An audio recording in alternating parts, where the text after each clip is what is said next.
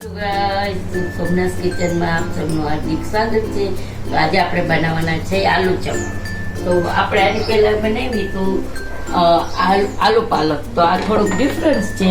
તો એના માટે મેં જુઓ અહીંયા 1 કિલો ઉપર છે બટેટા બાફી રાખ્યા છે. નાની નાની બટેટી લેવાની અને એ બટેટા બાફી અને છોલીને તૈયાર કરી દીધા છે. અને અહીંયા આપણે નાખશું ધાણા ભાજી. જો મેં જેને ધોઈ સમારી અને ચોખ્ખા પાણીથી કરી રાખ્યું છે. તો આપણે એની ગ્રેવી બનાવવાની છે. અને એમાં નાખશું આપણે લીલા મરચાં. આટલા લીલા મરચાં મેં લીધા છે, 5-6 તો એ નાખશું આપણે. અને આપણે એની ગ્રેવી બનાવીશું.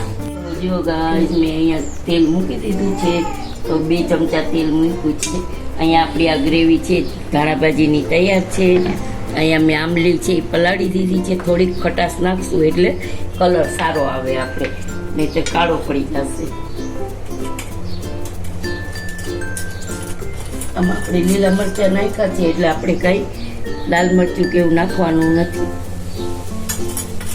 તો આ ગ્રીન એકદમ ગ્રીન જ થશે આલુ ચક એટલે ખાલી ગ્રીન જ, એમાં બીજું કાંઈ નહીં આવે. તો આપણે બટેટા બધાએ નાખી દઈશું.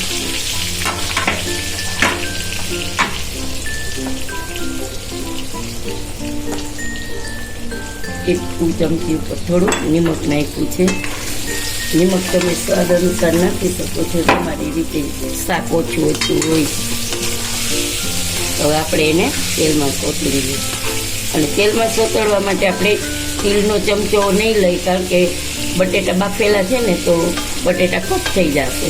એટલે કાં તો પ્લાસ્ટિકનો લેવાનો અને કાં તો લાકડાનો લેવાનો. હવે આપણે એને થોડીક વાર તેલમાં સોતળવા દઈશું. તો આપણા બટેટી છે એ એકદમ તેલમાં સોતળાઈ ગઈ છે. તો આપણે હવે નાખી દઈશું આ ગ્રેવી.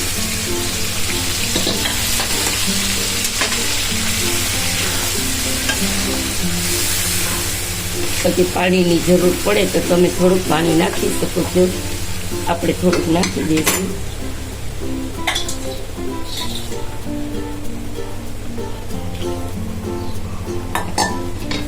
હવે આપણે આને ઉકળવા દઈશું. અને લાસ્ટમાં આપણે આંબલીની પલ્પનું પાણી છે એ પલ્પ કાઢી લીધી છે આંબલી, એટલે પલ્પનું જે છે એ નાખી દઈશું આપણે પલ્પ.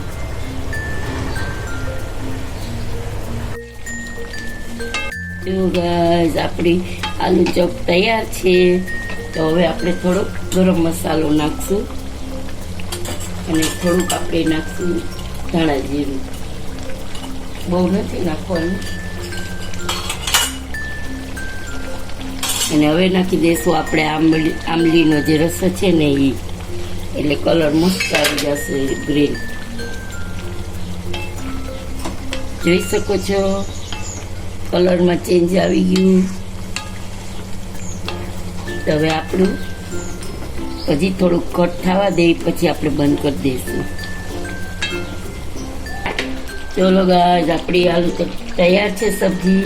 તમે પૂરી સાથે ખાઈ શકો છો, પરોઠા સાથે ખાઈ શકો છો અને રોટલી સાથે પણ ખાઈ શકો છો.